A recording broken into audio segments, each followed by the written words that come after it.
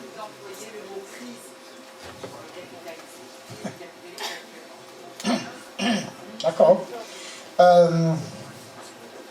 On va répéter cette question. Est-ce que vous pourrez élaborer pourquoi ce serait faux de... Comment et pourquoi peut-on dire Eh bien, crise du allez-y. capitalisme? Pourquoi est-ce que j'ai employé le mot crise et est-ce que vous pourrez... Est-ce qu'on peut employer le mot en plus actuellement de crise du capitalisme? Comment il est à son apogée? Je ne comprends pas le mot crise. Ok, moi je dis crise parce que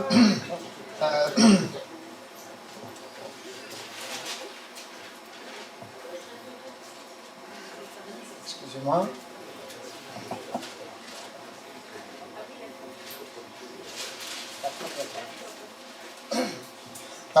Moi je dis crise parce que surtout dans la nouvelle phase qui a commencé au début des années 70, il y a une contradiction flagrante entre l'expansion du capital en tant que capital et surtout cette forme de capital fictif d'un côté et en même temps une contraction de la reproduction matérielle de la société en termes d'une contraction du salaire global et aussi dans beaucoup de cas même une contraction dans le capital fixe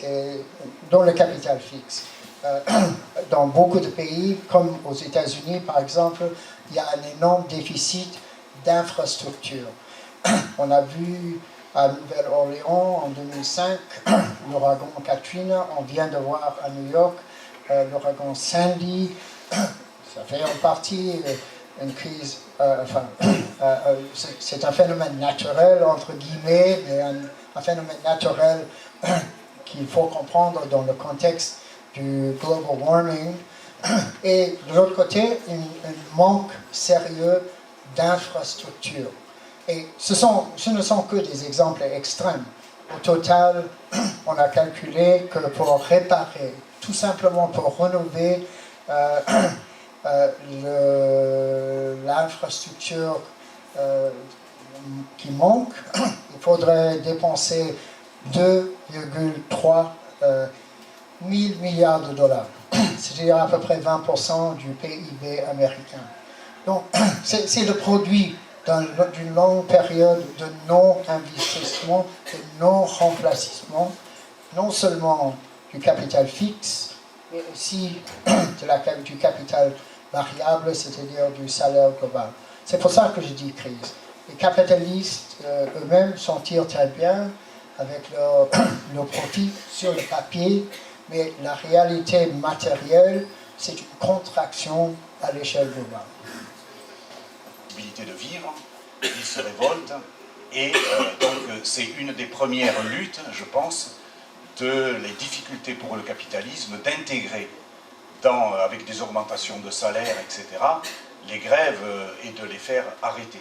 Donc on se situe là. Et deuxièmement, c'est évidemment avec les tentatives aujourd'hui que l'or redevienne une monnaie et la question de la spéculation. Bon, je ne développe pas, mais là aussi, c'est une des grèves qui préfigure la situation de crise du capitalisme. Ça, c'est les deux premiers points. Le troisième point, c'est qu'on se retrouve avec un État, justement, comme tu as développé, disons, du keynésianisme finissant, dans lequel il y avait une réintégration du syndicat dans l'État. Le MOUM, qui est un syndicat officiel anti-apartheid, et avec l'ANC qui est au pouvoir, les grèves immédiatement prennent un caractère politique. C'est-à-dire, ce n'est pas uniquement une lutte contre l'économique, bon, c'est une lutte économique, mais dès qu'on fait grève en Afrique du Sud, on s'affronte à l'État.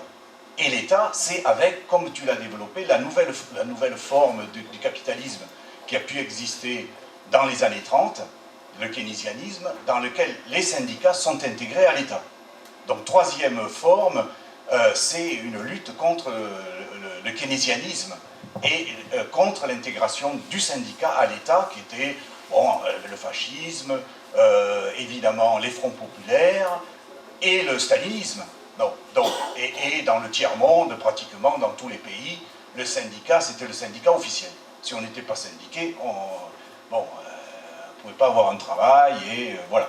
Donc, c'est une lutte véritablement contre, justement, comme tu as montré, la fin du keynésianisme. Et évidemment, immédiatement, c'est une lutte qui prend un caractère politique. Et ça, c'est très important. Et en Afrique du Sud, comme dans comme en Chine, comme au Vietnam, où il y a des syndicats officiels, c'est tout de suite des luttes qui prennent un caractère politique, et c'est très important. Quatrième caractère, c'est immédiatement, on développe des comités de lutte. Comité de lutte, comité de grève, c'est déjà la préfiguration des soviets, des conseils ouvriers. Et donc, contre le syndicat, et les ouvriers s'organisent eux-mêmes. Et évidemment, ces grèves en masse qu'ils obtiennent quand même un certain nombre de concessions. Évidemment, ce sera vite repris par l'inflation, par tout un tas de choses, etc. Mais dans un premier temps, c'est une... voilà. Et la grève en masse, ça me fait penser tout à fait à ce que Rosa Luxembourg a écrit, grève de masse, parti et syndicat.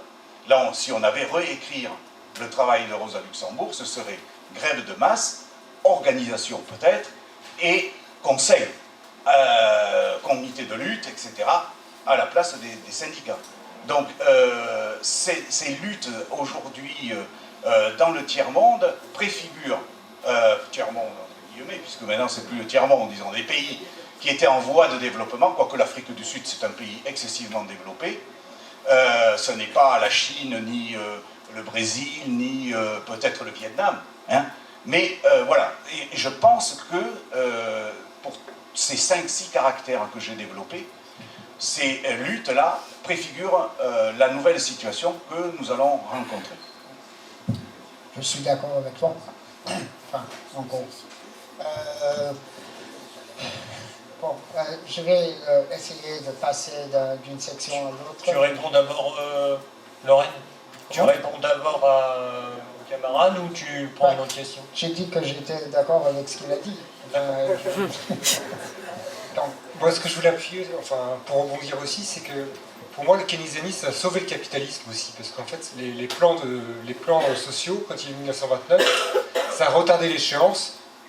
Et ce que je vois actuellement, moi, ce que j'essaie souvent de développer avec des amis, c'est que la chute du mur soviétique, enfin russe, enfin stalinien, ça a permis d'ouvrir les frontières au capitalisme, qui a permis en fait, la crise, ce que disait Marx, pour moi, c'était depuis les années 70, la chute des taux de profit, c'est-à-dire que depuis les années 70, on connaît un chômage de masse en Europe, réduction des salaires, donc développement du capitalisme, la plus-value relative.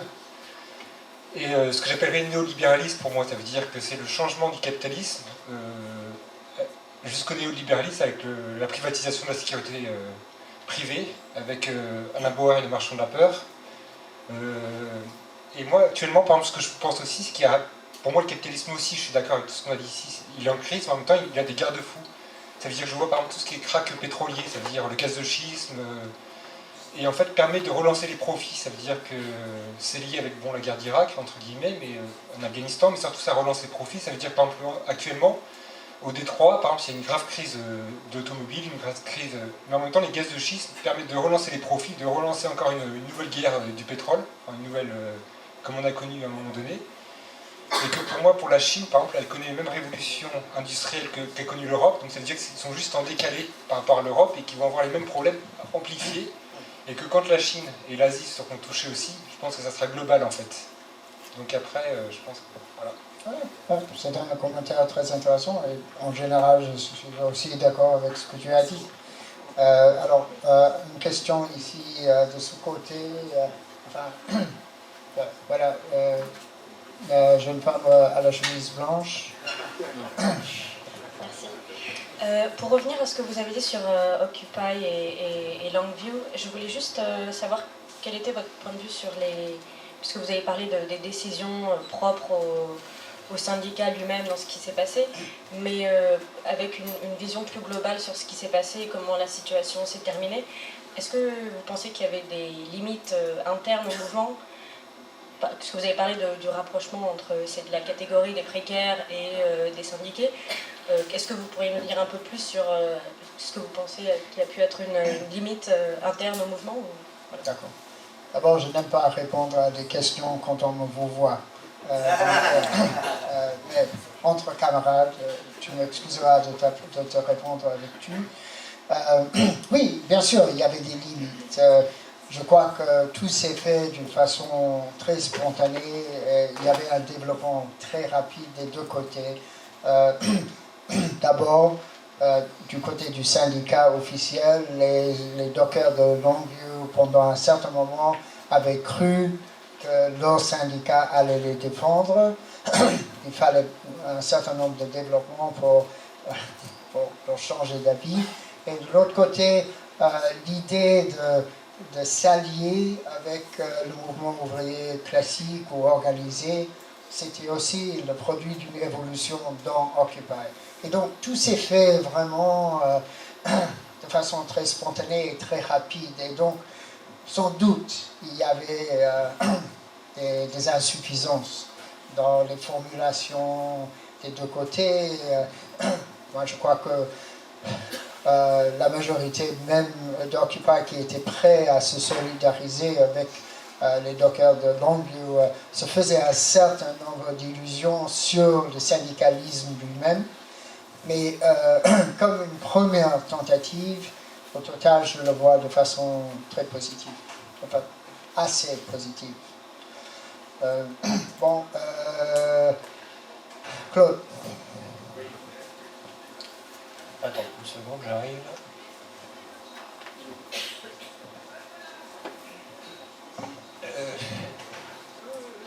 Ça va là? Oui.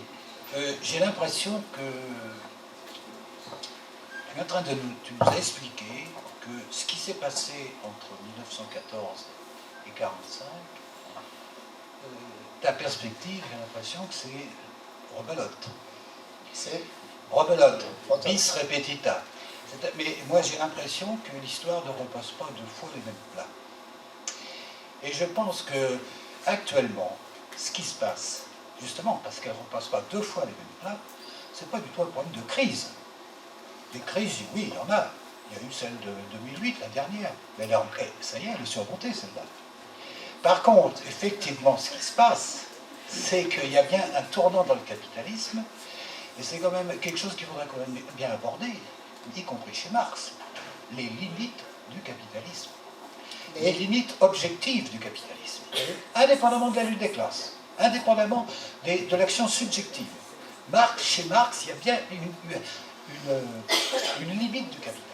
Or, je pense, alors comme j'ai que 2 minutes pour parler, je ne peux pas aller très loin, mais il me semble que ce que tu as dit sur la spéculation financière, sur la désindustrialisation, sur les délocalisations, je pense, et là je suis très bref parce que je ne peux pas développer en 2 minutes, mais que le capitalisme atteint une certaine limite historique. Et c'est ça qui est nouveau dans l'histoire, qui ne repasse pas deux fois les mêmes plats, et par conséquent, une limite donc interne au capitalisme, et alors là, je vais aborder encore une autre question, mais je ne l'aborderai pas parce que je n'ai pas le temps, mais la limite externe du capitalisme, c'est-à-dire ce qu'on appelle vulgairement la crise écologique. Hein? Alors là, les limites externes du capitalisme sont terribles, et c'est peut-être celles-là, alors là, pareil, je parle comme ça en vrac, qui vont précipiter l'effondrement du capitalisme. C'est-à-dire la pénurie énergétique, c'est-à-dire les menaces qu'il y a, pas simplement sur le pétrole, mais sur toutes les matières premières, surtout que sont entrés dans la danse, ce qui n'est pas mince, ce qu'on appelle les pays émergents, qui eux vont précipiter cette on peut dire, crise finale du capitalisme. Alors, la question, elle est là, c'est que justement, on n'est plus entre cette guerre de 30 ans, entre 1914 et 1945, c'est terminé. Nous sommes bien entrés dans une nouvelle période qu'on peut estimer, disons, à partir de 1975. Et je voudrais aussi aborder, mais je n'ai pas le temps, le problème dans le capitalisme moderne, la diminution absolue, pour ainsi dire, de la classe ouvrière. C'est-à-dire ce que tu appelles les ouvriers productifs. Et l'augmentation faramineuse des emplois improductifs, tu en as parlé un petit peu d'ailleurs. Hein. C'est-à-dire qu'aux États-Unis, ça atteint les 70%. La classe ouvrière productive, elle n'est plus aux États-Unis d'ailleurs, elle est ailleurs. Elle est en Chine, elle est au Brésil, etc. Donc on voit bien que là, mais surtout ce que je vais vous montrer, c'est que tu as tort, à mon avis, de voir encore une fois une répétition de l'histoire. Donc je pense qu'on va avoir affaire à quelque chose de nouveau dans l'histoire. Il faut encore savoir le distinguer. Voilà. Merci Claude. Je ne m'attendais pas à moins de ta part. D'abord, comme quelqu'un a dit il y a longtemps, il n'y a pas de crise finale pour le capital s'il n'y a pas une poussée révolutionnaire de la part de la classe ouvrière. Donc, je crois que ce qui se passe aujourd'hui, bien sûr, c'est pas une répétition de l'époque de l'entre-deux-guerres, et il y a des points en commun, et je reviens à la citation de Marx avec laquelle j'ai commencé. Le capital est une contradiction en mouvement où d'un côté le temps de travail tend à être réduit à son minimum, c'est-à-dire l'énorme contraction du salaire ouvrier dans les pays occidentaux, alors que de l'autre il est posé comme l'unique mesure et la seule source de richesse. Ça veut dire que je suis complètement d'accord qu'il y a des limites objectives du capitalisme, et je crois que le système déjà dans la crise de l'entre-deux-guerres avait atteint le seuil de ses limites. Ce qui s'est passé, c'est que le mouvement ouvrier a été défait par le stalinisme, par le fascisme, par le Front populaire, par le New Deal, etc. Et surtout, le niveau de destruction qui avait lieu dans les deux guerres mondiales et aussi par l'austérité des régimes divers qui se sont produits, a permis au capital de se renouveler avec un taux de profit qui était plus ou moins congruent avec la plus-value disponible. Donc, je crois que parler de la limite du capitalisme en soi, c'est très bien, je suis d'accord, mais il ne faut pas oublier le côté subjectif de la société et la question si la classe ouvrière sera ou non au rendez-vous au moment décisif. Oui, vas-y. Oui, alors j'avais une question sur, terminologie, pourquoi parler de pays occidentaux et pas de pays impérialistes dans ta conférence, pourquoi parler de pays occidentaux et pas de pays impérialistes? Je pense que c'est une différence peut-être entre trotskistes et gauche communiste pour sortir les gros mots. Et sinon, pour répondre à des problèmes qui ont été posés dans la salle, moi je pense que le capitalisme n'est pas du tout à son apogée, il a été à son apogée avant 2007. Et effectivement, il y a toute la question de objectifs, limites objectives, limites subjectives. Je pense que les limites objectives, elles sont derrière nous, et c'est 2007-2008. Après 1929, il y a eu des tas de fermetures de banques, des tas de faillites. Là, une banque a fait faillite, et tous les États ont... Ah, catastrophe, tous les États sont intervenus à coût de centaines de milliers de dollars ou d'euros pour éviter toutes les faillites. Mais aujourd'hui, ce qui pèse sur la Grèce, l'Espagne, le Portugal, ce sont les banques ici à Paris, qui ont leur siège à la Défense ou à Paris, Société Générale, BNP, etc., qui ont investi dans les actifs pourris américains, qui auraient dû faire faillite. Et ça aurait permis d'éviter toutes ces catastrophes. Enfin, je parle d'un point de vue ici de ce que je connais en Europe, toutes ces catastrophes qu'on voit dans les pays qui sont complètement dominés par les capitaux français, allemands et des leaders européens. Donc moi je pense que le capitalisme il est mort depuis 2007-2008, donc il n'est pas du tout à son apogée. Et je pense que Marx aide à comprendre ça parce que justement c'est au moment de sa meilleure apogée, je ne connais plus la phrase par cœur de Marx, mais c'est au moment de la plus grande apogée du capitalisme que il y aura l'effondrement, c'était le pronostic de Marx. Et c'est ce qu'on est en train de vivre, enfin en tout cas les conséquences de ça. Et là, le monde va vers la guerre mondiale. Tous les pays sont en train de s'armer, de développer le Mali, la France va envoyer son intelligence service à elle pour développer comme au Rwanda, etc. Donc on va vers une nouvelle guerre mondiale, bien sûr. À quelle échéance? 5 ans, 10 ans, je ne sais pas, mais moins de 20 ans à mon avis. Bon, voilà, je ne peux pas développer plus. Merci. Pardon, je vous rappelle qu'on prend un minimum un temps de 2 minutes pour laisser le temps de réponse à Laurent Gomez. Merci. Pour répondre à quelques éléments de tes commentaires, moi je suis complètement d'accord avec toi que, à partir de 2007-2008, que le capitalisme, comme on disait autrefois, est non seulement au bord du précipice, il a sauté dans le précipice. Et pour répondre un peu à ce que disait Claude tout à l'heure aussi, je ne crois absolument pas que cette crise soit dépassée.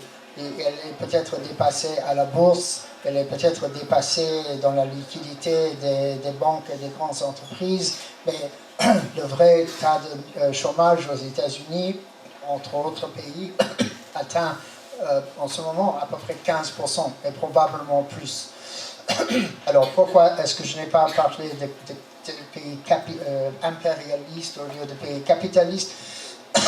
Moi je crois que il va de soi que les États-Unis, la plupart des pays européens, le Japon, même un peu la Corée du Sud, sont des pays impérialistes. Et je considère que l'impérialisme est le produit du capitalisme. Et donc, je n'aime pas employer ce terme d'une façon à confondre les questions avec, par exemple, la théorie de l'impérialisme de Lénine, que je rejette, etc. Excusez-moi. Je suis désolé un peu de reprendre là, mais tu n'as pas répondu à la question de monsieur, je ne sais pas son nom, sur la crise écologique, parce que ça un peu, c'est le point totalement aveugle de la vision marxiste. Je reconnais qu'à l'époque, bah oui, ça manquait pas de charbon pour faire tourner la machine économique de l'époque. Mais là, je pense que la nature, elle ne fait pas d'idéologie, elle ne fait pas de martyr, elle ne fait rien du tout, elle est. Et c'est des limites physiques tout simplement, c'est que quand on a épuisé toutes les sources d'énergie, quand on a épuisé les matières premières, quand on a, parce que le problème du capitalisme, il n'est pas hors sol, il est dans un environnement qui était au début du siècle, qui était déjà bien malmené, mais là on va à l'aboutissement final. Et moi ce qui va vraiment détruire et pas que le capitalisme, nos sociétés, notre civilisation, modèle occidental, c'est que les limites de la nature étant atteintes, il va y avoir un effondrement déjà de l'écosystème, et puis le reste va suivre avec. Et là, il n'y a pas besoin de très grande analyse pour comprendre ça, on le voit tous les jours.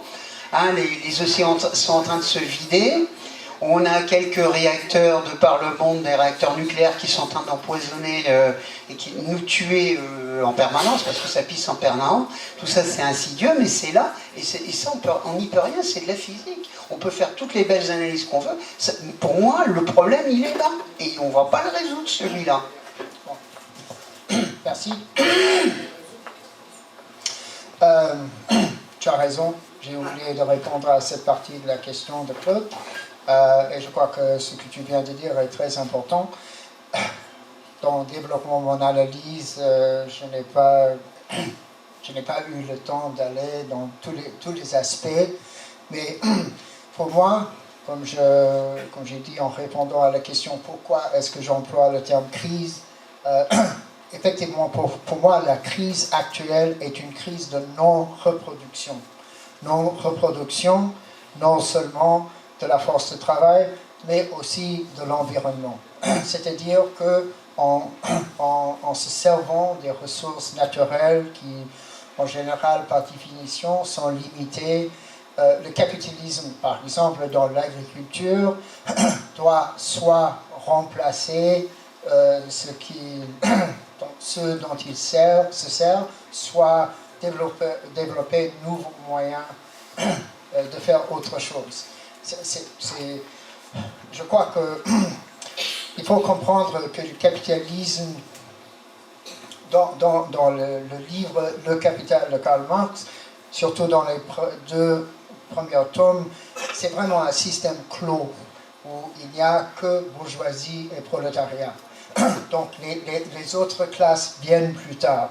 Dans le tome 3, il y a ceux qui vivent de la rente foncière, et dans la discussion, dans le premier tome, de l'accumulation primitive, il y a aussi une discussion des paysans. Je ne suis pas d'accord que Marx était complètement aveugle à ce qu'on appelle aujourd'hui l'écologie. Il y a des petits propos, ça et là, dans le Capital et dans d'autres écrits, où il se penche précisément sur ces questions-là. Même dans les manuscrits des années 40, il dit un animal reproduit, ne fait que reproduire lui-même, quelque chose comme ça. L'humanité reproduit la nature entière. Je crois que ça pourrait être un titre, une introduction à une discussion qui va très loin de l'écologie aujourd'hui. C'est-à-dire que, effectivement, nous faisons partie de la nature, nous agissons dans la nature, et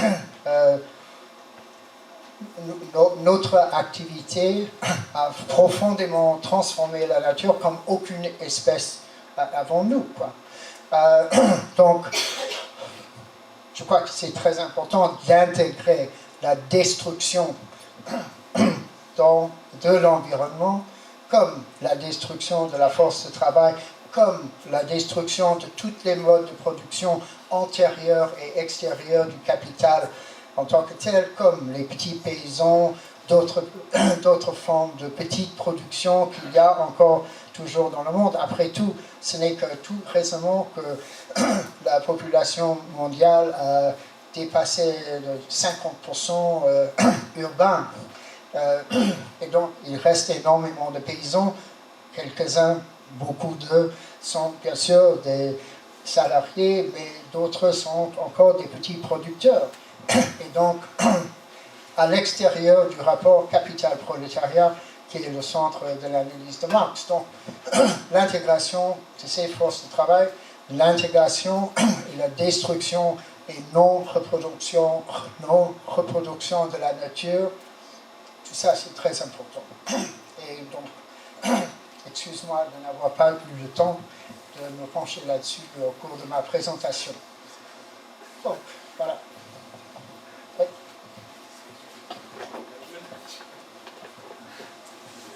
Bon, 2 minutes c'est très court. Je vais essayer de parler très très vite. Je pense qu'il y a un danger quand on a une vision trop économiste de l'histoire. Parce que tu as parlé, j'étais assez surpris, tu as parlé de la crise entre 14 et 45 comme si c'était simplement une grande destruction du capital. Mais ça va bien plus loin que ça. Et c'est pour cette raison que depuis 14, on est dans une nouvelle phase. Ce n'est plus très nouveau, il faut dire. Le capitalisme est expansionniste par nature. C'est une des rares sociétés humaines qui ne peut survivre que par l'expansion. Elle doit intégrer d'autres formes de société en elle-même. Qu'est-ce qui se passe dans les années juste avant 14? C'est que pour la première fois, le capitalisme s'est étendu sur la planète entière. Et ce n'est pas un accident, c'est la première grande guerre impérialiste du XXe siècle. En fait, ce n'est pas 14, c'est 1905. C'est une guerre entre deux puissances asiatiques, la Russie et le Japon, pour savoir qui c'est qui va dépiécer la Corée et la Chine. À partir de ce moment-là, la planète entière est occupée par les puissances capitalistes. Ils ne peuvent plus s'étendre qu'aux dépens des autres. Et à partir de ce moment-là, il y a quelque chose qui change dans le capitalisme, c'est le militarisme. On ne peut s'étendre qu'aux dépens des autres, ça veut dire qu'on doit s'armer massivement d'une façon qu'on n'a jamais fait dans l'histoire humaine auparavant. Le résultat, c'est 14-18, c'est des dizaines de millions de morts, et en 1939, on remet ça, et c'est encore pire. Et depuis 1945, on a remis ça sans arrêt, mais dans des petites guerres, moins destructrices, mais quand même, il y avait la guerre de Corée, il y avait la guerre de Vietnam, ça n'en finit pas. Je n'ai pas le temps de faire le dessin. ça a aussi des grandes implications au niveau économique. Parce que toute cette machine militaire, il faut le maintenir. Le keynesianisme, fondamentalement, s'est mis en place avant Keynes, en 14-18, par le capitalisme d'État pour maintenir le système de guerre. Et si vous regardez les dépenses de l'État aujourd'hui, les deux grands côtés des dépenses étatiques, c'est premièrement la Sécu, c'est tout ce qui est allocation chômage et ainsi de suite. Et même si c'est minime, c'est ridicule pour le chômeur, c'est gigantesque pour l'État. Et pourquoi on paye ça? Parce que si on ne le payait pas, ben les ouvriers seraient dans la rue, parce qu'ils n'auraient pas le choix. Ils ne pourraient pas faire autrement. Et la deuxième grande dépense, c'est le militarisme. Et c'est grâce à ça que le capitalisme, enfin, c'est pas grâce à ça, mais c'est à travers ça que le capitalisme continue de survivre. Aujourd'hui, quelle est la situation auquel on se trouve confronté? Depuis longtemps, les révolutionnaires disaient il y a deux alternatives pour l'humanité, socialisme ou barbarie, révolution communiste ou destruction de l'humanité. Et nous sommes face à cette alternative aujourd'hui. Je ne pense pas que nous sommes face à un danger de guerre mondiale, parce que pour ça, il faut des blocs établis, et ces blocs-là n'existent pas pour le moment. Par contre, là où le danger face auquel on est, c'est justement le danger de destruction écologique et destruction sociale à travers la désagrégation sociale qu'on voit dans les pays comme le Mexique, par exemple, avec les narcotrafiquants. Ça, c'est le danger face auquel on est. Et si la classe ouvrière ne met pas fin au capitalisme, c'est vers là ça combat, c'est la destruction de la planète et notre destruction à tous. Donc pourquoi la situation aujourd'hui, les Occupy, il faudrait bien ajouter évidemment les Indignados, c'est intéressant, c'est que c'est un grand mouvement, ça c'est très significatif, ça couvre une très vaste région. Au moins, alors ça, je ne sais pas trop pour l'Occupy. J'ai l'impression que l'Occupy, c'était, comme souvent aux États-Unis, un peu suffisant à lui-même. Mais ce qui est sûr, c'est qu'en Espagne, il y avait des références très claires à l'internationalisme. Les gens savaient, on n'est pas dans la merde tout seul. On n'est pas dans la merde en Espagne, on est dans la merde partout. Et ça pose des questions. Et une autre chose qui était très importante, je m'arrête ici, c'est que même si des gens comme Dry, Democratia Realia, voulaient pousser les gens dans des actions à la con, qui ne menaient nulle part, il y avait une résistance à ça, il y avait beaucoup de gens, et surtout dans les quartiers ouvriers, qui disaient on n'est pas prêt à faire ça, nous on veut comprendre plus profondément où on est et où est-ce qu'il faut aller. Et à partir du moment où la classe ouvrière se met à réfléchir sur quels sont les véritables enjeux de la situation, alors là, ça pourrait donner quelque chose. On n'y est pas encore, mais ça c'est l'espoir qui peut faire vivre. Merci. Merci de ton intervention. J'ai entendu dans tes propos un certain soubassement luxembourgiste. Et moi, pour ne pas entrer dans la polémique, le pro-Luxembourg contre Luxembourg, moi j'ai été très influencé par Rosa Luxembourg dans beaucoup de détails. Je crois avoir mentionné, pas dans la même proportion que toi, beaucoup des tendances dont tu as parlé.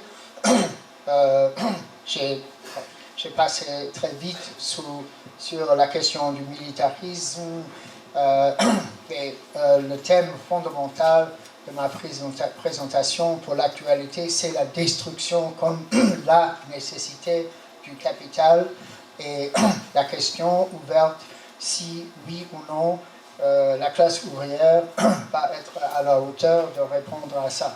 Mais c'est compliqué. Encore une fois, oui, c'est vrai, je n'ai pas parlé de la crise de l'environnement, ce qui est très important. Mais bon, entrer dans d'autres aspects de ce que tu as dit, ce serait, comme tu as dit, une longue discussion. Bon, de ce côté, il y a encore ici, il y a une question. Oui, moi je ne vais pas essayer de faire bouillir les marmites de l'histoire là, et ni répondre aux camarades, mais je voudrais te poser une question précise et courte. Je voudrais que tu élabores sur le capital fictif et comment tu articules ça éventuellement avec la création monétaire et comment, au fond, quelle est ta visibilité, comment tu envoies la constitution et le développement. Ok. J'ai commencé par dire que pour moi, le capital fictif, ce sont des titres capitalistes à la richesse sociale qui ne correspondent à aucune plus-value. D'où est-ce qu'ils viennent? Enfin, je crois que dans chaque cycle du capital, y compris ceux étudiés par Marx, mais surtout dans le XXe siècle, le capital fictif, c'est quelque chose qui se développe au sommet, si tu veux, du cycle. Quand il y a apparemment, comme par exemple avec la boule spéculative de la haute technologie aux États-Unis vers l'an 2000, ou bien encore plus grande, la boule spéculative dans l'immobilier de 2007-2008, c'est une sorte de boule qui vit d'elle-même et qui s'épanouit d'elle-même. Mais ça a existé depuis toujours. Ce qui a changé dans l'actualité, au cours du XXe siècle, c'est bien sûr que ces boules, la façon de les contrôler et de les faire épanouir sont devenues plus conscientes avec l'intervention des banques centrales et des choses comme ça. Donc, pour entrer dans l'histoire du développement actuel du capital fictif, je dirais grosso modo qu'à partir de la fin des années 50 déjà, le dollar, qui était la base du système monétaire international, est devenu problématique.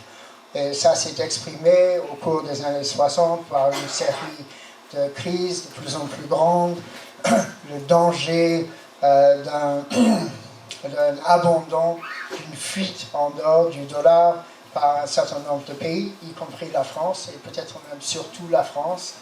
Et puis, avec l'écroulement du système monétaire d'après-guerre qui s'appelait le système Bretton Woods, on est entré dans une période où, au lieu de l'ancien système qui avait une certaine référence à l'or, maintenant le système n'a qu'une référence à la dette de l'État américain et l'épanouissement de cet endettement. Donc, je crois qu'en gros, c'est ça toujours un problème très grand. Enfin, on voit par exemple en Asie à peu près 4 000 milliards de dollars d'endettement des États-Unis dans les banques centrales de la Chine, de la Corée, du Japon, du Taïwan, etc. Et effectivement, pour moi, ça c'est une boule de capital fictif qui ne va jamais être remboursée, comme un exemple. Donc on peut aller très loin dans les détails, mais je crois qu'en gros c'est ça un peu le cours du capital fictif comme je le vois se développer à partir des années 50. Bon, de ce côté, encore des questions? Oui. La seule question que tu n'as pas évoquée de manière aussi... Que tu n'as pas évoquée de manière aussi précise, je dirais, bien qu'elle traverse tout ton propos, c'est celle de la crise de la valeur. Et c'est autour de ça que... Oui. Et la circulation de valeur qui peut se traduire en capital fictif aussi. Et la question? La question est de préciser peut-être dans cette notion de crise qui n'est pas une crise économique, qui est une crise d'un rapport social, qui est un rapport social capitaliste. Ce rapport est fondé sur la valeur, on est bien d'accord. Et donc, ce qui manque peut-être, je dirais, dans toutes ces discussions qu'on a, on a parlé de la crise du rapport social, on a parlé de beaucoup de choses, c'est ce capital fictif que tu définis comme une chose qui ne sera jamais remboursée, elle fait aussi partie de la circulation de la valeur. Et le capital circulant, là-dedans, où est-ce que tu le situes? Oui, oui, oui. Bon.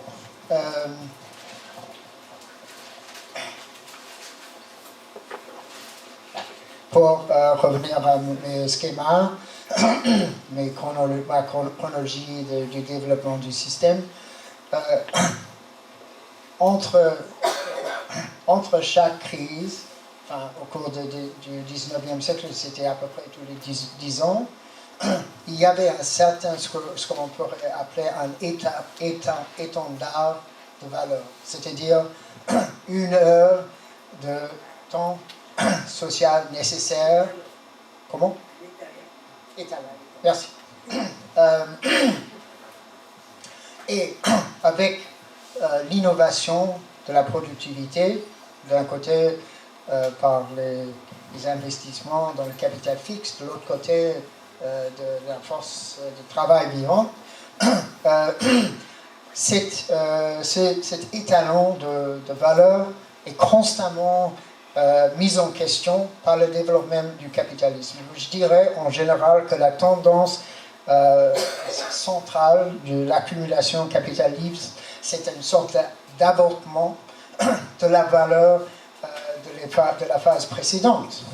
Et s'il n'y avait pas de système financier, s'il n'y avait pas de classes comme les paysans, les petits producteurs, etc., à l'extérieur du rapport central entre prolétariat et capital, s'il y avait en réalité le monde comme il est décrit dans les premiers et deuxième tomes du livre Le Capital de Marx, on verrait plutôt à l'apparence, à la surface du système, cet auto-avortement de l'étalon de la valeur.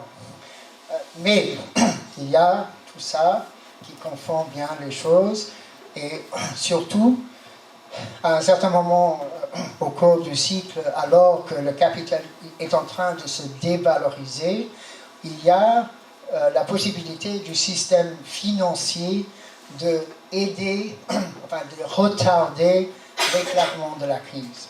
Et par exemple, aux États-Unis, comme j'ai dit tout à l'heure, depuis la fin des années 50, c'est l'intervention constante du Federal Reserve Bank qui a empêché une déflation classique, comme on en a vu en 1929 ou dans les crises du siècle précédent. Donc, au total, j'espère que ça répond à ta question. La valeur est une chose qui est dans un processus constant de s'autodétruire. Et donc, chaque crise, après chaque crise, il y a le renouveau à un nouveau étalon de valeur. Et voilà. Et ainsi de suite. Bon, d'abord, est-ce qu'il y a quelqu'un qui n'a pas posé une question? Oui, vas-y.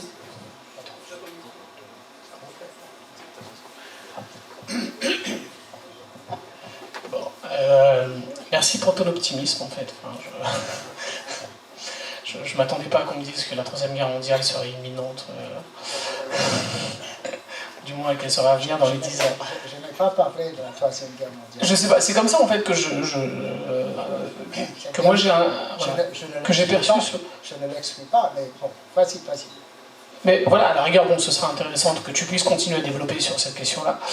Et peut-être aussi pour rebondir sur quelque chose de beaucoup plus positif, je vais poser ma question très simplement, c'est-à-dire pour toi ou pour Marx, la société idéale, c'est quoi? C'est une société sans valeur? C'est une société sans système monétaire, qui soit scripturale ou qui soit, enfin, une société... voilà, c'est quoi? Ok. D'abord la Troisième Guerre mondiale et ensuite le communisme, c'est ça? Ok.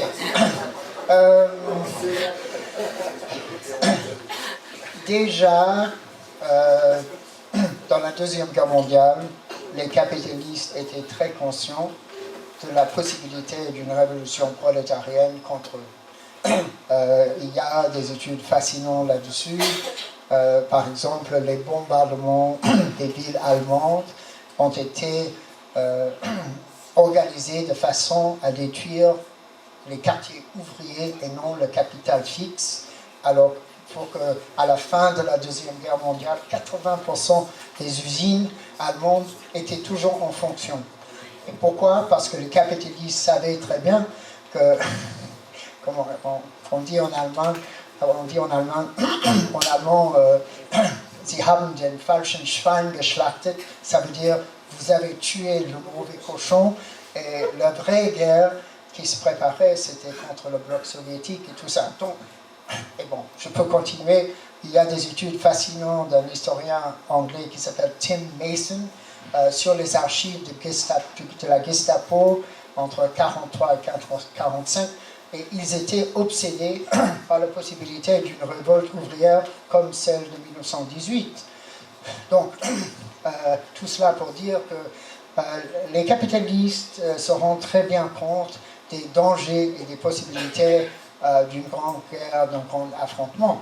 Dans la situation actuelle, je vois la plus grande possibilité d'une guerre, soit par intermédiaire, soit directe, comme étant entre les États-Unis et la Chine et quelques alliés de la Chine.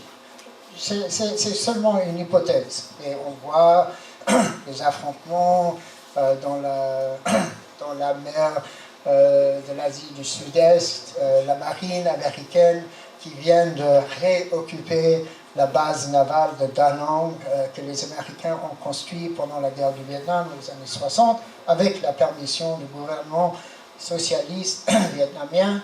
Donc ça peut déboucher sur un conflit.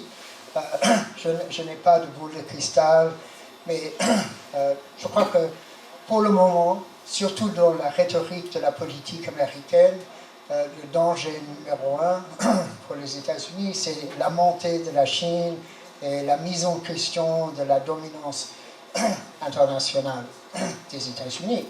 Bon. Juste une parenthèse. L'instauration des deux blocs qui est actuellement... L'instauration de deux blocs qui s'articulent autour finalement d'Israël et de l'Iran. C'est-à-dire qu'on entend suffisamment, on n'arrête pas d'entendre effectivement qu'Israël va attaquer l'Iran, etc. En tout cas, il y a deux blocs qui sont en train de se former, c'est-à-dire un bloc occidentalo-israélien et un bloc oriental qui s'articulerait justement autour de l'Iran, de la Chine, avec l'appui de la Russie, etc. Donc, est-ce qu'on est en train justement de voir émerger ces deux fameux blocs qui nous conduiraient justement à cette fameuse Troisième Guerre mondiale? J'y ai pas mal réfléchi et je vois où tu veux en venir avec ça. Enfin, tu n'as pas mentionné Fidel Castro, Chavez, Hezbollah, un certain nombre d'autres forces qui aussi vaguement se sont alliées sur cet axe avec l'appui ouvert ou parfois clandestin de la Chine. Pour le moment, franchement, je ne sais pas. C'est une autre possibilité. Moi, comme j'ai vécu longtemps en Asie, je suis plutôt obsédé par les rivalités entre les États-Unis et le bloc asiatique. Mais je peux bien me tromper. Quant à la deuxième partie de ton commentaire, qu'est-ce que j'envisage comme l'alternative? Effectivement, oui, c'est un monde au-delà de la valeur, dans le sens où l'entend Marx dans le Capital, un dépassement de la monnaie, une société dans laquelle la médiation entre les gens et les secteurs de production ne se fait plus, surtout pas par le temps de travail social nécessaire, mais plutôt par un dépassement total de l'échange, c'est-à-dire un développement des forces productives à un niveau où l'échange éclate, comme elle a déjà éclaté, et où on pensera uniquement en termes de valeur d'usage. Pour moi, le fond du communisme, c'est une organisation sociale autour des valeurs d'usage, mais c'est surtout un dépassement du travail lui-même comme une activité qui définit les individus socialement. Il y a de très beaux passages dans les Grundrisse de Marx où il parle d'un dépassement de l'antagonisme entre le travail et le loisir dans une forme d'activité qui n'apparaît plus comme le travail, mais effectivement qui remplace ce que nous appelons aujourd'hui le travail. C'est très grossier comme une esquisse du monde que j'aimerais voir. mais c'est dans les grandes lignes, c'est ça. Tu n'as pas posé une question avant? Si, tu as raison, Lorraine. On l'a vu, on en a posé une tout à l'heure. Il y a... voilà. On va parler dans les appareils. Là, j'avais juste une ou deux remarques. Tu disais qu'une des perspectives des luttes, ça pouvait être que les secteurs un peu traditionnels de la classe ouvrière, syndiquée, etc., rejoignent la masse des précaires dans le lutte. Je pense que c'est tout à fait exact, mais il ne faut peut-être pas sous-estimer le fait que la classe ouvrière un peu traditionnelle, justement, elle a déjà subi, surtout ces 10 dernières années, des attaques telles qu'elle fait elle-même partie d'une certaine manière du précariat, avec la réintroduction de méthodes basées sur la plus-value absolue, finalement, sur la journée de travail, la réintroduction de méthodes comme le salaire aux pièces, sous forme un peu plus élaborée qu'au XIXe siècle, mais avec le système des primes, etc. Et la perte de ce qu'on appelle la sécurité de l'emploi, etc. C'est un processus qui est quand même super avancé. Donc qu'est-ce que tu penses de ça en termes de perspective pratique? Deuxième, une question d'ordre plus général, un peu sur la question du communisme. Tu disais que la crise, c'était finalement ce qu'elle matérialisait, c'était la possibilité d'une planification sociale, mais à l'envers, ce qui est tout à fait exact, c'est-à-dire que les forces productives développées dont tu parles et qui abomineraient l'échange, elles existent en fait déjà, quoi. Et c'est ce qui exprime la crise. Et du coup, quelle conclusion politique tu tires de ça en fait? C'est-à-dire, au-delà de la description économique de ce phénomène, comment tu vois l'intervention sur la base de ce constat-là dans la société pour le communisme, quoi. Bon, je suis d'accord que la ligne entre la classe ouvrière organisée traditionnelle et la masse encore bien plus grande du précariat est devenue très grise et très ambiguë. Donc voilà, c'est de plus en plus... Enfin, aux États-Unis, je ne connais pas exactement les chiffres, mais le nombre d'ouvriers qui travaillent dans la précarité aujourd'hui, ça doit dépasser de loin l'ancien secteur organisé, entre guillemets, normal. Donc, il y a beaucoup de possibilités de lutte du genre dont j'ai parlé avec Longview, par exemple, dans tous les grands ports. Pour donner un exemple, aux États-Unis, il y a ces mêmes dockers sur la côte Est comme sur la côte Ouest, qui sont 10 000 à la côte Ouest, 10 000 à la côte Est, alors que par exemple dans les années 60, à New York, seulement à New York, il y avait 65 000 dockers. Donc qu'est-ce qui s'est passé entre-temps? C'est l'automation. Et donc c'est une illustration extrême de la façon dont l'automation a réduit de plus en plus l'ancienne classe ouvrière organisée. Excuse-moi, mais j'ai oublié le reste de ta question. Non, je disais grosso modo que le communisme était possible. Non, moi je crois... Tu vois l'intervention par rapport à ça, quoi. Je crois que... Parce que tu as fait le lien, voilà, entre la notion de la crise et puis la lutte occupée. Pas trop mal finalement, mais va essayer d'aller jusqu'au bout des conclusions. Pour citer encore une fois Karl Marx, le communisme n'est pas une idée, le communisme est un mouvement réel qu'on voit sous nos yeux. Et en particulier, je crois que vraiment déjà au début du XXe siècle, dans le secteur du monde dominé par le capital, il y avait la possibilité du communisme. Et sûrement maintenant, avec les forces productives qui existent à l'échelle globale, il y a aussi cette possibilité. Je n'envisage pas une période de transition, comme on l'appelait il y a 100 ans, ou il y a 150 ans. Je crois que oui, bien sûr, ça ne va pas changer du jour au lendemain, mais il y a la possibilité d'une transformation extrêmement rapide en se servant par exemple de cette énorme population qui aujourd'hui travaille dans la consommation improductive. Comment concrètement ça se fera? Je ne ne sais pas. Enfin, je crois qu'on verra émerger des luttes comme les luttes aux États-Unis avec Occupy, comme la grève des mineurs en Afrique du Sud, dont le camarade a parlé tout à l'heure.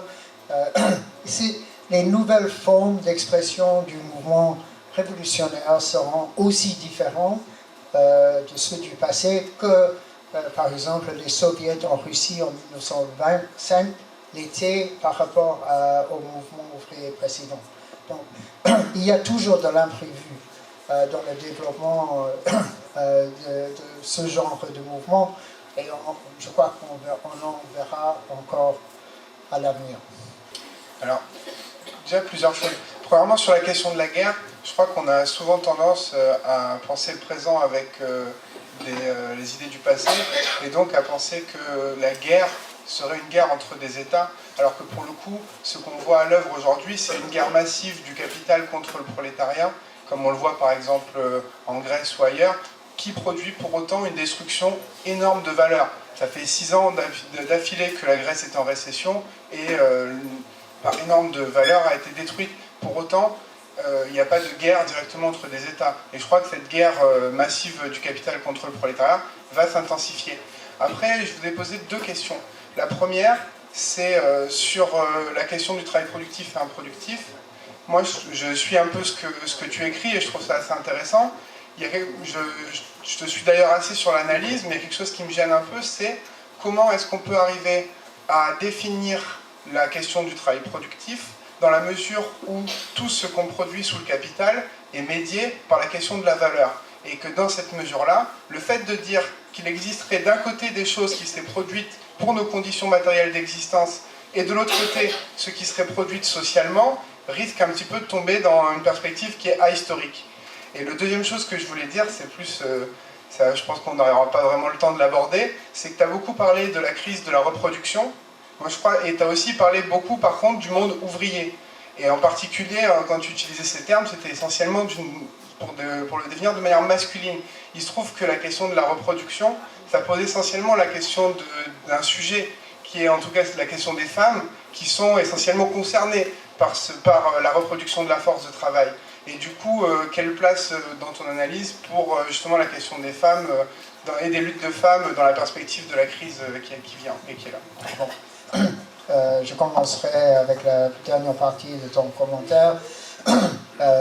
En Corée, où j'ai vécu pendant 4 ans en étudiant le mouvement ouvrier coréen moderne a commencé avec une révolte des femmes dans les années 70 dans les industries légères. Aujourd'hui, en Chine, s'il y a 400 000 ouvriers au total, une bonne partie d'eux sont des femmes qui travaillent dans des industries comme le textile. Donc, excuse-moi si en me servant du mot ouvrier, je n'ai pas précisé que je parlais des femmes ouvrières aussi. Mais voilà. Pardon, je commence à être fatigué. Rappelle-moi la première partie de ton commentaire. Enfin, qu'est-ce que tu voulais me demander? La question de la médiation de la valeur. Est-ce que le fait de distinguer de manière précise d'un côté la production matérielle... Oui. Non, c'est très important. Non, je suis d'accord avec toi, enfin que il n'y a pas de valeur concrète, matérielle, valeur d'usage, par exemple dans ce téléphone, à distinguer d'une valeur capitaliste qui est plaquée là-dessus. Tout le monde matériel, comme nous le connaissons, est le produit du fait qu'il a été produit dans le contexte des rapports capitalistes. Et donc c'est parfaitement envisageable, pas possible à envisager une transformation profonde de ce que nous appelons les valeurs d'usage dans une société après le capitalisme. Et oui, c'est très important à souligner. Bon, oui, Gianni, comment? Tu as ramené l'essence du capitalisme au fait qu'il s'agit d'un rapport social de production. Et un rapport social de production difficilement s'effondre de lui-même. Il peut toucher ses limites, mais il peut aussi continuer longtemps à exister. Bon, l'Empire romain a existé pendant plusieurs siècles avant de passer à autre chose. Bon, la crise dont on a parlé pourrait durer quelques années avant l'effondrement, pour des raisons multiples, internes ou externes, mais pourrait durer aussi très très très longtemps. Je ne sais pas, il y avait quelqu'un qui avait donné l'impression qu'on était, dans une intervention, qu'on était sorti de la crise de 2008. On pourrait aussi dire qu'on est au seuil d'une crise encore plus importante. On parlait d'une crise en W là. Par exemple, on a parlé beaucoup ces derniers temps de la crise en Europe, Grèce, mais on n'a pas du tout parlé de la bulle spéculative immobilière en Chine ou de la bulle spéculative des subprimes qui se prépare aux États-Unis et qui va éclater forcément comme la précédente. On a parlé par exemple des limites écologiques, mais les limites écologiques sont aussi le cœur de la barbarie, parce que les nucléocrates aujourd'hui, ils nous parlent de la gestion de crise, c'est-à-dire de comment il faut vivre à l'intérieur de la radioactivité. Après Tchernobyl, et ils le font avec Fukushima. Et ils nous racontent que finalement on peut manger des poissons radioactifs, c'est pas si problématique que ça, et de toute façon les césiums a un temps de réduction de moitié qui n'est pas si énorme que ça. Je veux dire, on est déjà dans ce type de barbarie, on est déjà dans ce type de forme de rangement de l'intérieur, et ça peut durer longtemps. Moi, je continue à penser que la limite véritable du capitalisme, tu le disais, est l'activité autonome du prolétariat. Il ne faut pas tourner autour du pot. S'il n'y a pas des formes d'auto-activité qui soient radicales et généralisées, effectivement, on peut continuer longtemps, aussi bien dans la continuation de la crise, comme dans l'effondrement, dans la barbarie, dans l'autodestruction. Je ne parle pas des guerres parce que ça n'a jamais empêché le capital d'utiliser la crise justement pour modifier les rapports de force entre les classes en sa faveur, et c'est à quoi on est en train d'assister encore aujourd'hui. Quelques commentaires sur ce que tu as dit. Je suis d'accord avec toi que c'est possible que la crise comme nous la connaissons aujourd'hui peut continuer encore des années et des années. Je rejette l'idée de la crise de W parce que je ne pense pas qu'on est jamais sorti de la première crise. Enfin, dans les apparences, peut-être un peu aux États-Unis, mais en réalité, dans la vie réelle et sociale des gens, pas du tout. Effectivement, les modes de production peuvent être en état de crise pendant longtemps, comme tu as cité dans le cas de l'Empire romain.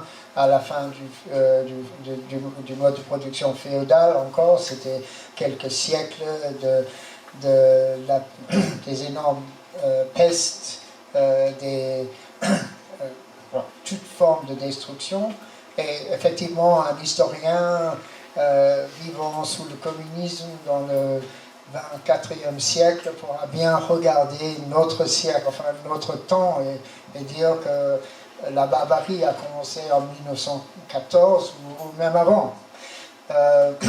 Donc, au total, on revient toujours à la question brûlante, l'auto-organisation de la classe ouvrière dans des forces qui sont capables de dépasser le cadre du capitalisme. Bon, abordé dans le G20 de 2011.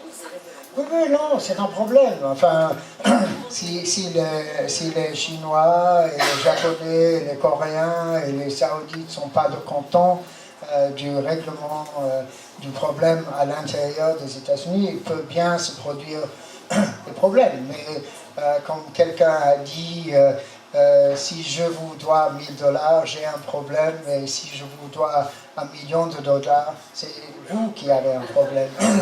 Et c'est comme ça que les États-Unis sont tirés depuis 40 ou 45 ans. Quant à la deuxième partie de ta question, oui, il y a des expériences locales de ce genre, monnaie locale, etc. Mais franchement, vu la dimension de la crise au niveau global, au niveau global, je ne pense pas que ce genre de solution puisse aller très loin. Je peux me tromper, mais jusqu'à aujourd'hui, à ce que je sache, peut-être c'est différent ici en Europe, mais aux États-Unis, il y a des communautés isolées dans des États comme le Vermont, comme dans le Maine, au nord-est des États-Unis, des petites villes et des villages plus ou moins contre-culturels qui ont essayé des choses pareilles. Ben, très bien, mais en tant que solution pour la société dans son ensemble, je crois que c'est plutôt la destruction de l'État et des capacités aussi financières de l'État qu'il faudra passer par là. Oui.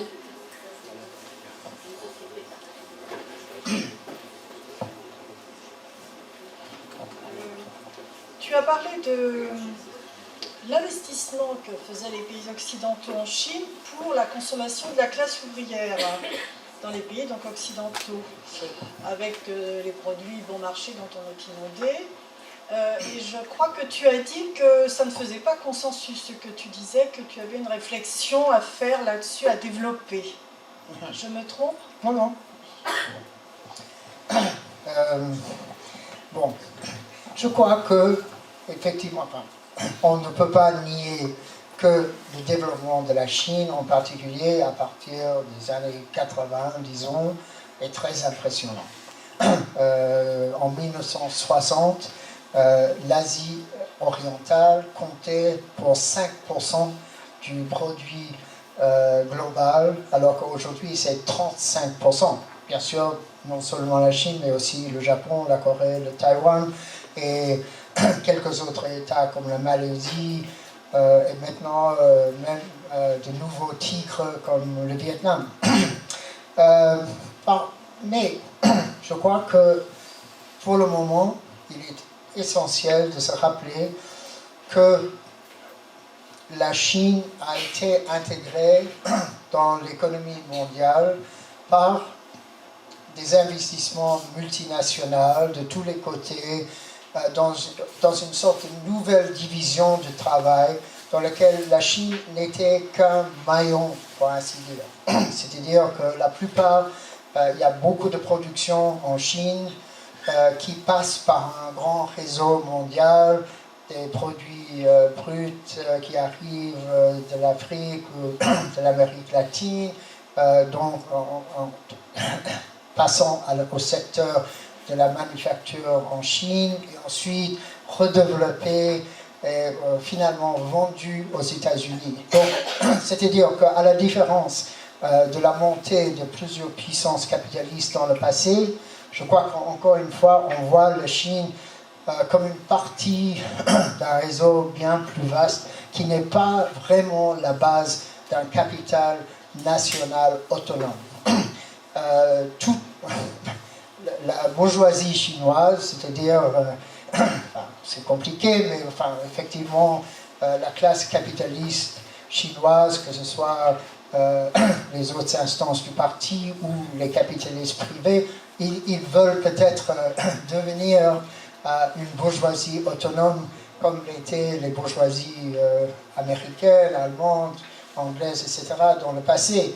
Mais je crois qu'ils ont toujours un long chemin à faire.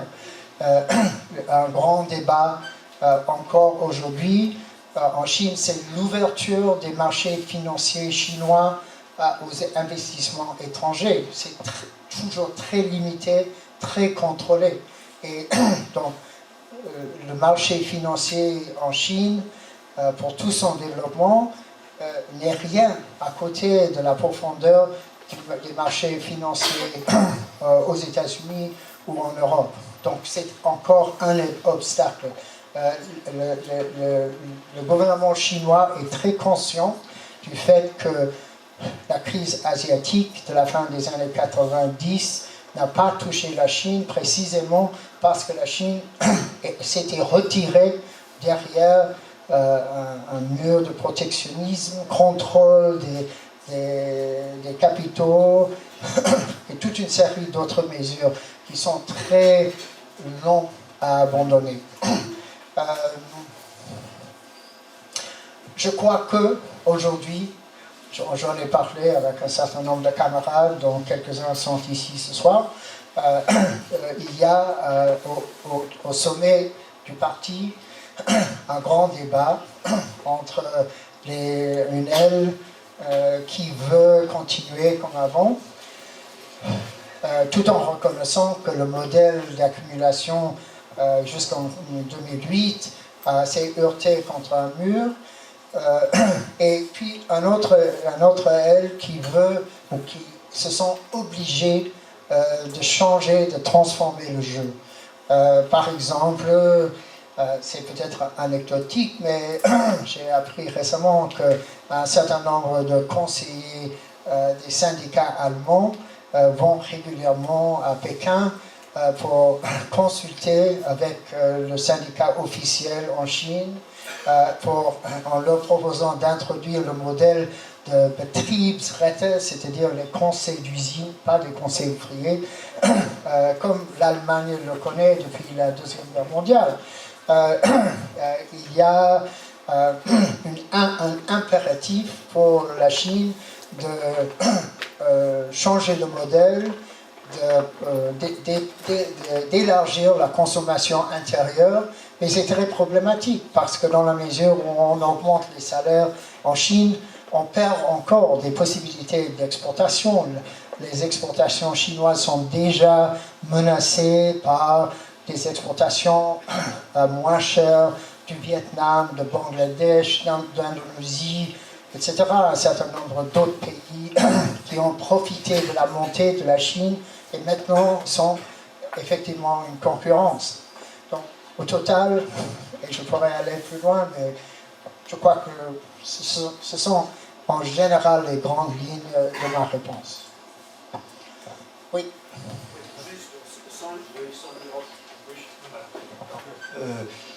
Bon, moi je suis convaincu que la récession va s'aggraver, la dette s'accumule, la non-possibilité de remboursement sûrement, il y a une gigantesque montagne de dettes.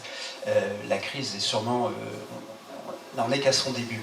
Mais ce que je voulais, quand tu dis le prolétariat toujours, tu exprimes ta confiance en celui-ci, et c'est vrai que pendant longtemps, le sujet révolutionnaire, la perspective révolutionnaire dans le marxisme, elle est portée par le prolétariat. Néanmoins, est-ce qu'aujourd'hui, l'aggravation de la crise, enfin d'une crise qui remonte au moins aux années 70 avec ce chômage de masse, où on voit quelque part une disparition du travail, il y a une augmentation formidable de la productivité, mais il y a de moins en moins de gens salariés. Est-ce que c'est pas de nature à changer quand même le rapport, la question aujourd'hui, la problématique justement de l'abolition du capital, de l'abolition de la marchandise? Est-ce que, je termine, jusqu'à présent on avait une affirmation du prolétariat, une affirmation du travail, je veux dire du volet travail dans le capital. Il y a le capital, bon, les capitaux, les capitalistes, et le prolétariat, je dirais la jambe ouvrière, travailleuse. Est-ce que pour toi, ce chômage de masse, tout ça n'ouvre pas de nouveaux horizons, quelque part? Est-ce qu'on ne peut pas plus approcher aujourd'hui, justement, l'abolition des catégories du capitalisme? Peut-être plus facilement qu'autrefois. Et je termine juste, parce que tu sais bien qu'il y a des courants, tu as discuté avec Temps Critique, ou d'autres, des courants qu'on appelle communisateurs ou autres, qui disent qu'aujourd'hui, de par les restructurations du capitalisme qu'on a connues depuis les années 70, la question peut se poser autrement, et on peut voir probablement avec beaucoup plus de visibilité l'abolition du capitalisme. Je suis tout à fait en faveur de l'abolition la plus rapide du capitalisme, mais il faut, en parlant du prolétariat, il ne faut jamais oublier que pour Marx, le prolétariat n'est pas une catégorie sociale, le prolétariat est un rapport social. Et ce que ça veut dire, c'est que le capitalisme peut bien, comme j'ai dit en me servant de cette citation des Grundrisse, le capitalisme à la fois expulse le travail vivant de la production et en même temps a absolument besoin du travail vivant pour continuer comme capital. Donc, par exemple, on voit aux États-Unis, depuis le début de la crise, la prolifération de petites entreprises qui vivent de la plus-value absolue avec un prolongement de la journée de travail. C'est une sorte de contre-tendance à la grande accumulation de plus-value relative jusque dans les années 70. Donc, je considère comme possible, comme pas une issue de la crise, mais comme une tentative de solution de la part du capital, de continuer à développer ce côté de réintroduction du travail vivant dans des formes d'accumulation de plus-value absolue, comme par exemple dans les années 30, les grandes œuvres publiques en Allemagne pour la construction des autoroutes, aux États-Unis avec des travaux publics semblables. Donc, c'est une autre voie. Je ne dis absolument pas que ce soit une solution, mais je crois que ça pourra être et a déjà été une partie d'une tentative du système de sortir de sa crise. Mais pour moi, il n'y a pas de sortie, à part la continuation de la destruction massive. Bon, mais pour prendre ta question à la racine, est-ce que cette énorme masse de gens exclus de la production, et quand on parle de ça, il faut toujours se rappeler les 2 milliards d'habitants largement des pays du tiers-monde qui ne sont jamais arrivés au point de production. C'est une énorme, ce que Marx appelait la population superflue relative. Que ces gens-là pourront jouer un rôle qu'ils n'ont pas joué dans le passé, c'est possible. Mais pour moi, peut-être je suis un vieux dinosaure, mais je considère que la destruction du capital par le prolétariat dans les grands centres d'accumulation reste vraiment la clé. Merci Lorraine.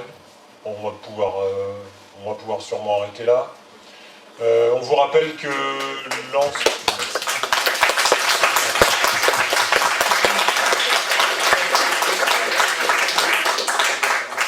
la plupart des textes de Lorraine Goldner sont donc consultables gratuitement sur Internet. Néanmoins, une bonne partie a été compilée dans un ouvrage qui est en vente ici, aux éditions Ni Patrie ni Frontières, traduit en partie par Échange et Mouvement et Yves Coleman. Vous avez aussi les éditions de Spartacus, qui sont avec des ouvrages. Et puis, il vous est proposé de soutenir la participation aux frais de cette conférence, si celle-ci vous a plu et si vous en avez envie. Voilà. Et bon, encore une fois, pour vous rappeler, ici c'est l'adresse électronique de notre revue en ligne, insurgentnotes.com, et aussi mon site, c'est home.earthling.com/ et puis le symbole espagnol, la tilde LR Borda, et avec beaucoup de traductions en français derrière. Ok, merci. Et surtout merci d'avoir toléré mon français un peu problématique.